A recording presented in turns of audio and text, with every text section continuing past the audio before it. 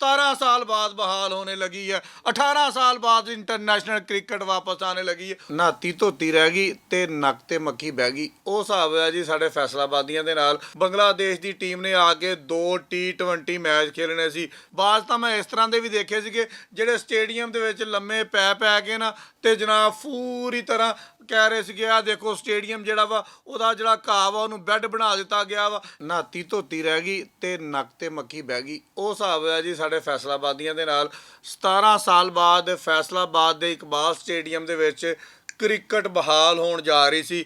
ਬੰਗਲਾਦੇਸ਼ ਦੀ team ਨੇ ਆ ਕੇ 2 T20 match ਖੇਲਣੇ ਸੀ। Security ਪੂਰੀ ਤਰ੍ਹਾਂ ਤਿਆਰ ਸੀ ਤੇ ਫੈਸਲਾਬਾਦ ਦੇ ਸ਼ਾਇਕੀ ਨੇ ਕ੍ਰਿਕਟ ਵੀ ਪੂਰੀ ਤਰ੍ਹਾਂ ਤਿਆਰ ਸੀ।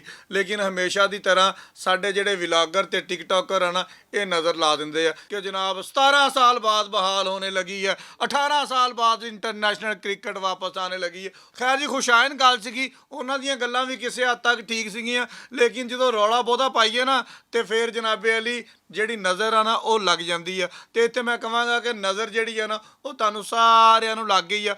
ਉਹਨਾਂ ਨੇ ਕਿਹਾ ਜੀ ਅਸੀਂ ਫੈਸਲਾਬਾਦ ਆ ਕੇ ਨਹੀਂ ਖੇਲਣਾ। ਪਹਿਲੇ ਤਾਂ ਜਨਾਬੇ ਅਲੀ ਬੰਗਲਾਦੇਸ਼ ਦੀ ਟੀਮ ਨੇ ਤੇ ਉਹਦੀ ਮੈਨੇਜਮੈਂਟ ਨੇ ਸਾਫ਼ ਇਨਕਾਰ ਕਰ ਦਿੱਤਾ। ਉਹਨਾਂ ਨੇ ਕਿਹਾ ਜੀ ਅਸੀਂ ਪਾਕਿਸਤਾਨ ਜਾ ਕੇ ਖੇਲਣਾ ਨਹੀਂ। ਖੈਰ ਜੀ ਫਿਰ ਸਾਡੇ ਚੇਅਰਮੈਨ PCB ਮੋਹਸਿਨ ਨਕਵੀ ਸਾਹਿਬ ਜਿਹੜੇ ਆ ਉਹ ਦੁਬਈ ਗਏ। ਦੁਬਈ ਜਾ ਕੇ ਉਹਨਾਂ ਦੇ ਦੁਬਾਰਾ ਮੁਜ਼ਾਕਰਾਤ ਹੋਏ। ਉਹਨਾਂ ਨੇ ਕਿਹਾ ਚਲੋ ਜੀ ਅਸੀਂ ਜਿੱਥੇ 5 ਖੇਲਣੇ ਸੀ ਉੱਥੇ 3 ਖੇਲ ਲਵਾਂਗੇ, ਲੇਕਿਨ ਉਹ ਅਸੀਂ ਫਿਰ ਲਾਹੌਰ ਆ ਕੇ ਖੇਲਾਂਗੇ। ਤੇ ਜਨਾਬ ਮੈਂ ਮੋਹਸਿਨ ਨਕਵੀ ਸਾਹਿਬ ਨੂੰ ਰਿਕੁਐਸਟ ਕਰਾਂਗਾ ਸਰ ਅਗਰ ਤੁਸੀਂ ਲਾਹੌਰ ਖਿਲਾਣੇ ਸੀਗੇ ਚਲੋ ਇੱਕ ਅੱਧਾ ਸਾਡੇ ਫੈਸਲਾਬਾਦ ਨੂੰ ਵੀ ਦੇ ਦਿੰਦੇ।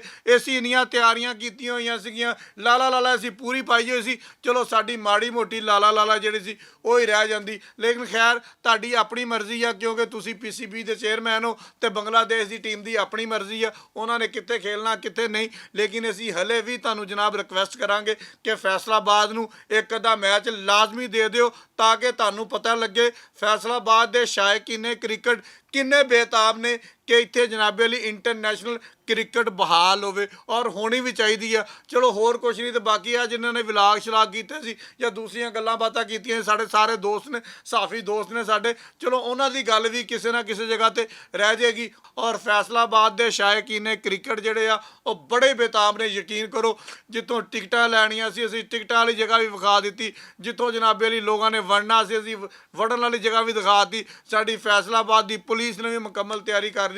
ਲੇਕਿਨ ਇਹ ਹੁਣ ਸਖਤ ਜ਼ਿਆਦਤੀ ਹੈ ਫੈਸਲਾਬਾਦੀਆਂ ਦੇ ਨਾਲ ਜਿਹੜੀ ਨਹੀਂ ਹੋਣੀ ਚਾਹੀਦੀ। ਬਹੁਤ ਸ਼ੁਕਰੀਆ।